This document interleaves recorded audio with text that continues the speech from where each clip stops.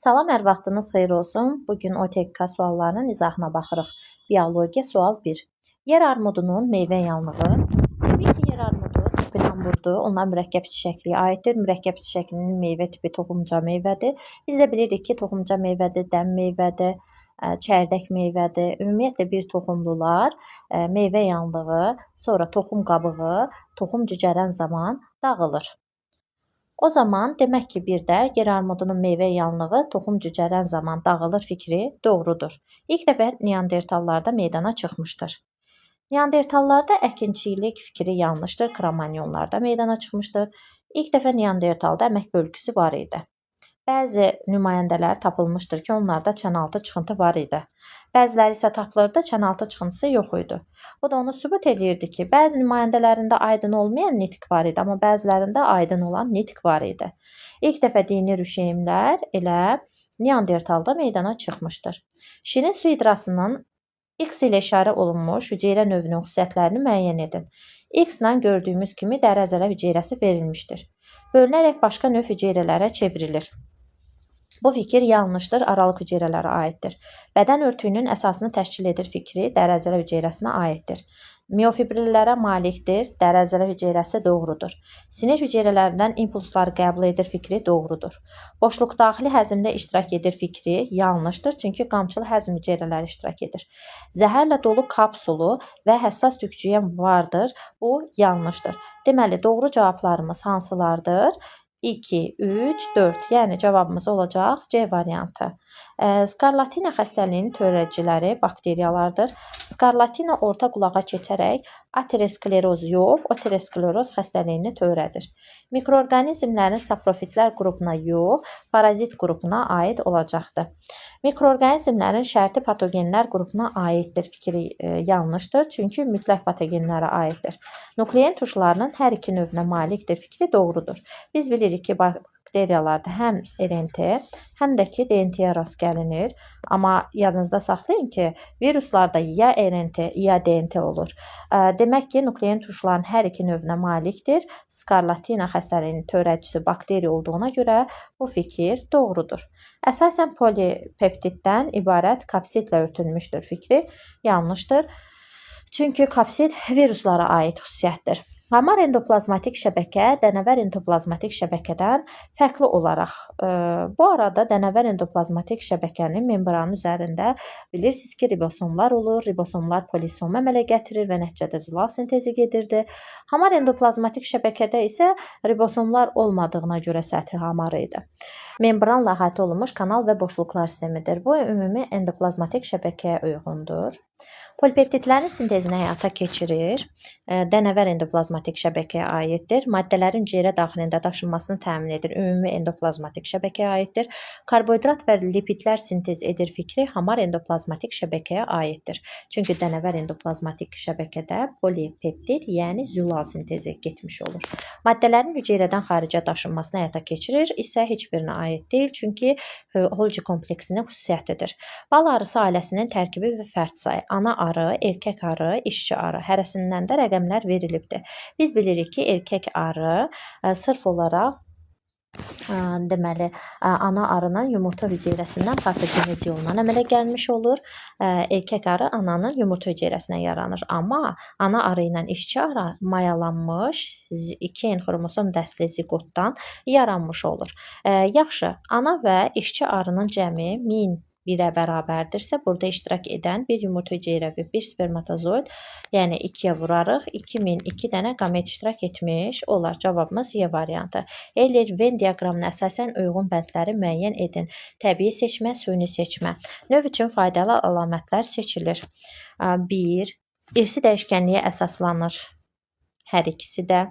Canlı yarandığı dövrdən təsir göstərir. Təbii seçmə, insan üçün faydalı əlamətlər seçilir, süni seçmə. Yeni formalar yaranır hər ikisində. Əsas seçici amil insandır, süni seçmədə.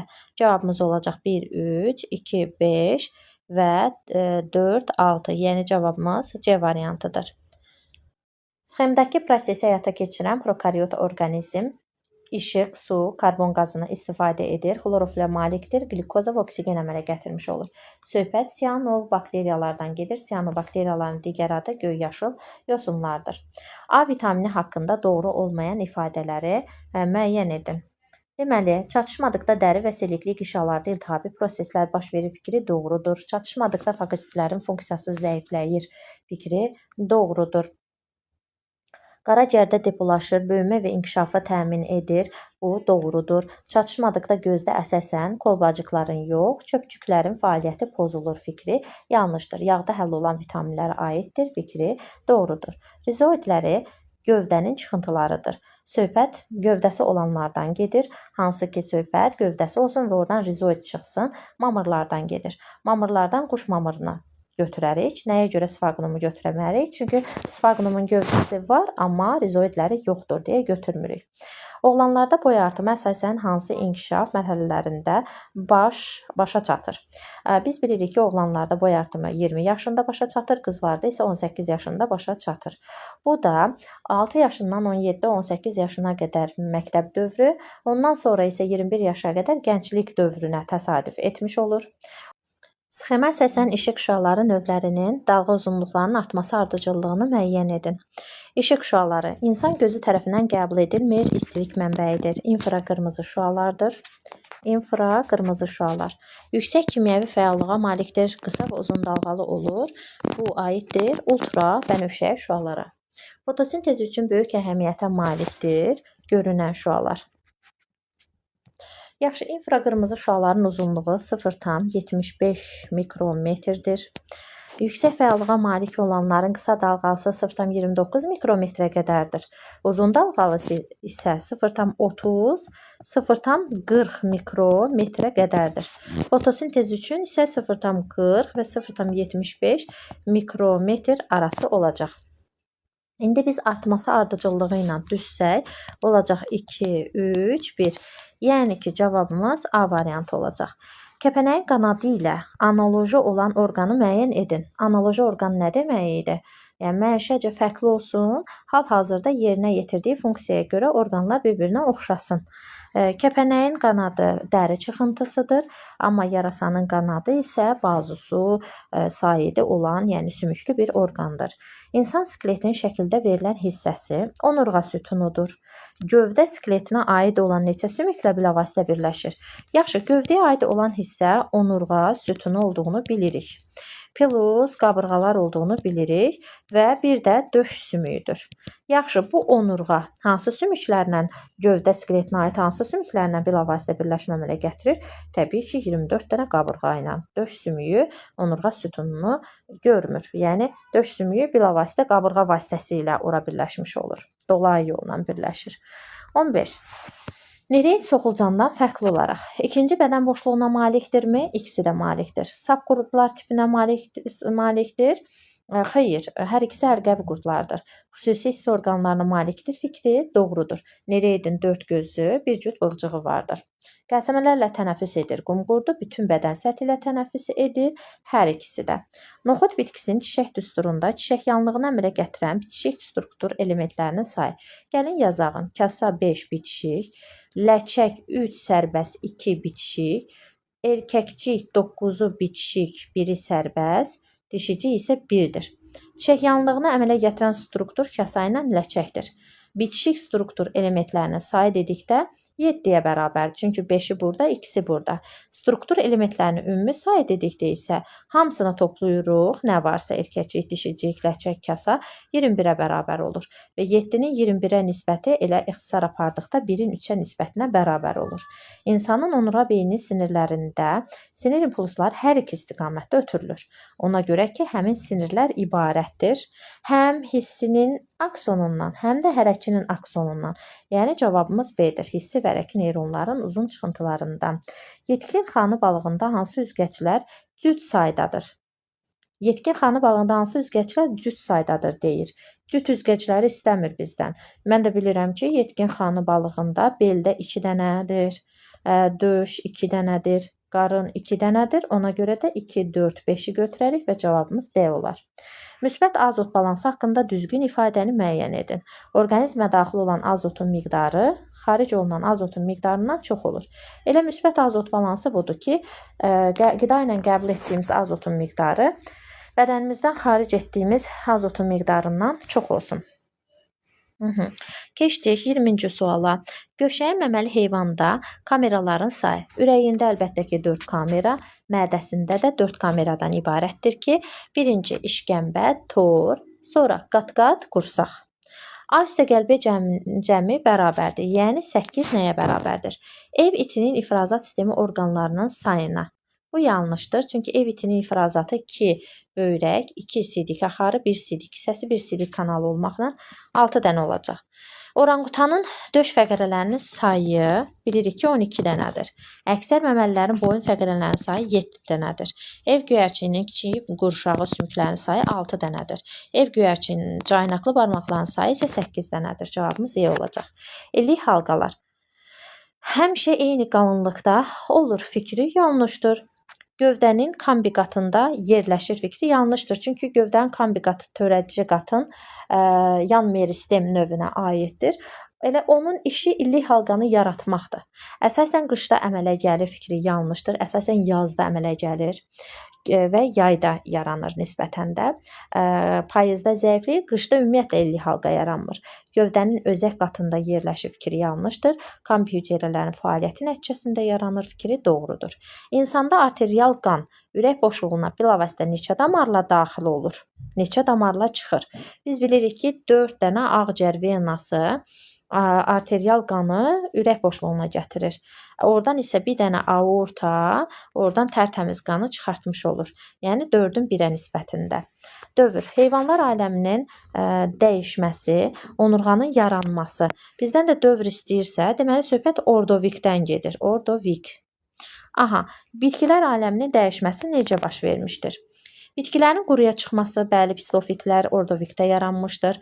Bir hüceyrəli yosunların əmələ gəlməsi xeyr, bu proterozoida yaranmışdır. İlk bitki toxumalarının yaranması, bəli, pislofitlərdə örtük, ötürücü və mexaniki toxuma burada yaranmışdır. Yarpaq və gövdənin əmələ gəlməsi fikri doğrudur. Hətta mamır da burada yaranmışdır. Çılpaq toxumlular yanlışdır. Çünki ilk çılpaq toxumlar devonda yaranmışdır. Qatır quyruqların əmələ gəlməsi də burada yaranmamışdır. Digər dövrlərdə yaranmışdır. Erkək heterogametliyə malik diploid 2 evli çiçəkli bitkinin cinsi çoxalması prosesində mərkəzi hüceyrənin mayalanmasında X xromosomlu daşıyan sperm iştirak edərsə, yaranan toxumdan əmələ gələn bitkidə erkək heterogametliyə malikdirsə, X, Y. Deməli, bu bir X spermatozoidi hazırlayacaq. Bir də Y spermatozoidi hazırlayacaq. Demək ki, bunun dişisi XX olacaq. Onun əmələ gətirdiyi yumurta hüceyrənin özü ilə X olacaq. Mərkəzi hüceyrəsi isə biz bilirik ki, mərkəzi hüceyrə həmişə 2N xromosom dəstinə malik olur və XX olacaq. Doğrumu? Bu da olsun mərkəzi hüceyrəsi. Mərkəzi hüceyrənin mayalanmasında da X xromosomu daşıyan sperm iştirak edərsə, deməli bu sperm iştirak edərsə, əmələ gələn endosperm nə olacaq? X endosperm olacaq. Aha, sperm iştirak edərsə, yaranan toxumdan əmələ gələn bitkidə. Təbii ki, həmin toxumun rüşeymi də XX olacaq. Demək ki, həmin bitki toxumu endospermi də olacaq XXX. Qısacası, buradan əmələ gələn toxumdan dişi inkişaf edəcək. İkicinsli çiçəklər əmələ gələr. Fikri yanlışdır. Çünki əvvəldən demişik ki, 2 evli çiçəkli bitkidir. Yəni 2 evli çiçəkli bitki də yaranmalıdır. Öz-özünə tozlanma gedər fikri yanlışdır. Tozcuq dənəsi əmələ gələr fikri yanlışdır. Şüşeyim kisəsi formalaşar çünki dişi yaranıbdır.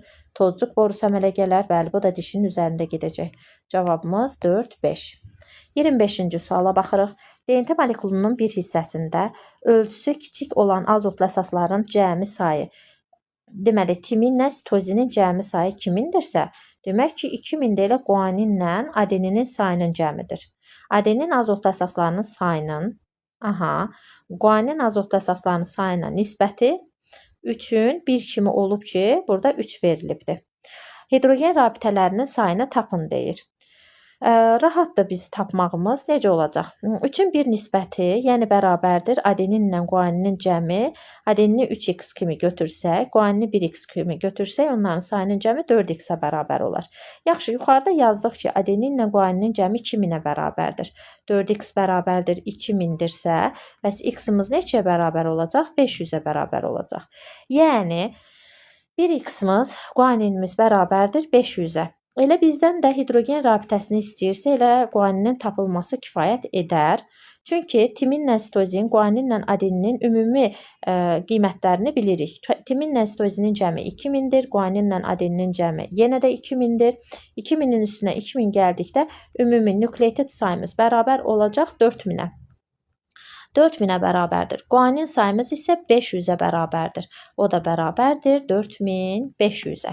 Deməli, hidrogen rabitəsinin sayı 4500-ə bərabər oldu. Buraxılmış sözlərin ardıcıllığını müəyyən edin. Biz bilirik ki, dezinfeksiya xəstəlik törədicilərinin kimyəvi və bioloji preparatlarla məhv edilməsidir. Sterilizasiya buxar, isti quru hava, qazlar və ionlaşdırıcı şüalar vasitəsilə aparılır. Sonra dezinseksiya yoluxucu xəstəlik törədicilərinin canlı keçiricilərinin məhv edilməsidir. Cavabımız 2, 3, 1 şəklində olacaq. Uyğunluğu müəyyən edin. Uyğunluğu müəyyən edin dedikdə biz birə baxırıq ki, ara kəsmə yoxdur, ürək 3 kameralıdır. Deməli, bu amfibilərə aiddir. Sonra ikinci şəklə baxdıqda görürük ki, buradan baxırıq ki, aorta qövsü sol aorta qövsüdür. Digərinə baxdıqda görürük ki, burada da sağ aorta qövsüdür. Deməli, ikinciyə gedəcək A, 3-ə gedəcək sol aorta qövsünə, deməli, məməli. Sağ aorta qövsünə isə B və D gedəcək. Sonra keçək növbəti sualımıza. Toyuqlarda noxudvari pipi qeyd eləyək.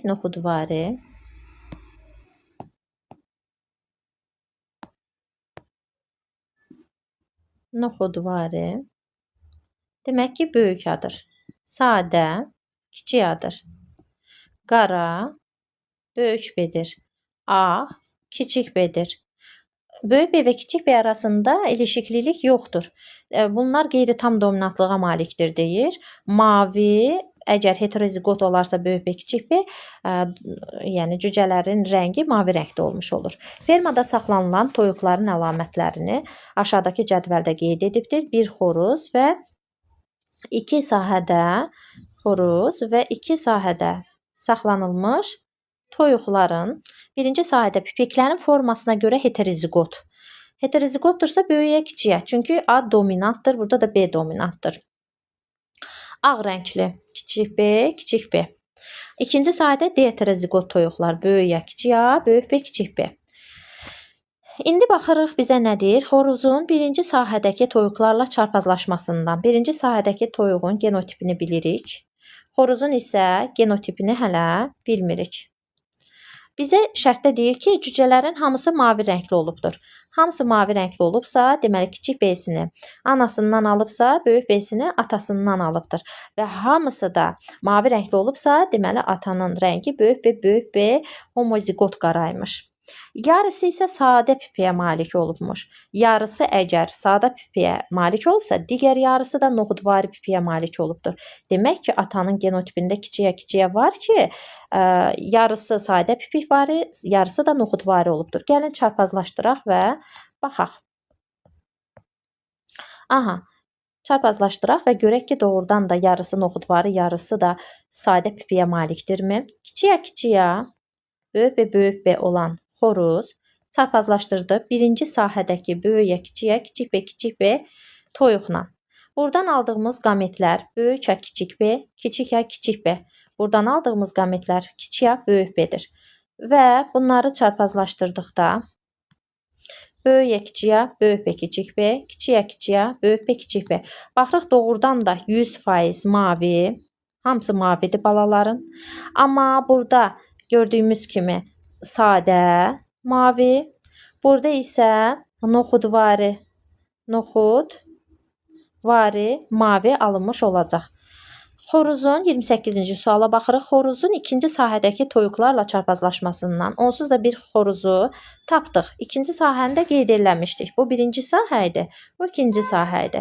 Xoruzu tapdıq ki, oldu kiçik A, kiçik A, böyük B, böyük B. İkinci sahədə də burada diatrizigot olduğu verilmişdi. Böyük A, kiçik A, böyük B, kiçik B çarpazlaşdırılması nəticəsində alınan nəsildə ən çox ehtimal olunan genotip nisbətini müəyyən edin. Cavabınızı Pennet cədvəli qurmaqla əsaslandırın. Gəlin 28-ci sualı çarpazlaşdıraq. Buradan alınır böyük A, böyük B, böyük A, kiçik B, kiçik A, böyük B, kiçik A, kiçik B. Buradan isə alınır kiçik A, böyük B və alınır böyük A, kiçik A, böyük B, böyük B. Buradan alınır böyük A, kiçik A, böyük B, kiçik B. Buradan alınır kiçik A, kiçik A, böyük B, böyük B. Buradan alınır kiçik A, kiçik A, böyük B, kiçik B. Baxırıq ki, hər birinin genotipi fərqli-fərqli olduğuna görə bir dənə bundan, bir dənə bundan, bir dənə bundan, bir dənə də bundan birin 1-ə nisbətində alınacaq. 29-cu suala baxırıq. Toyuğun yumurtalığının yetişmə mərhələsinin zonasına 15 hüceyrə daxil olmuşdur. 15 hüceyrə daxil olubdur. Sonda əmələ gələn yönləndirici cisimciklərin cəmi 25Y cinsi xromosomu olarsa, deməli, yönləndirici cisimcik isə 25 dənə Y-ə malikdir. X cinsi xromosomu daşıyan qametlərdə, bizdən X qameti istəyir, X qameti istəyir. Bizim də düsturumuz var. İlkin cinsiyyət hüceyrəsi plus X qamet bərabərdir Y yönləndirici cisimcik. Əgər ilkin cinsiyyət hüceyrəsi sayını 15 veribsə, və X qameti istəyirsə, bərabərdir Y yönləndirici cisimciyimiz 25 ədəddir. Və X qametimiz bərabər olacaq 25-dən 15 çıxdıqda 10-a bərabər olmuş olacaq. Say X qametimizin sayı 10 ədəddir. Və toyuğun da xromosom sayını yuxarıda bizə 2n bərabərdir 78 veribdir. Burada da bizdən qametlərdə cəmi neçə X cinsi xromosomu daşıyan qametlərdə cəmi neçə autosom xromosom olduğunu hesablayın istəyir. N bərabərdir 39-a, N-in qarşısındakı 1-i çıxdıqda 38 dənə autosom olur, bir dənə cinsiyyət xromosomunda. Deməli, X qametlərdəki autosom xromosomların sayını tapmaq üçün X qametlərinin sayını vururuq autosom sayına, olur 380. Cavabımız oldu 380. Xoruzun genotipini və fenotipini müəyyən edin dedikdə biz bilirik ki, xoruzun genotipi kiçik A, böyük B, böyük B və fenotipini müəyyən edin dedikdə sadə pipik və qara rəng. Sadə pipikli qara xoruz.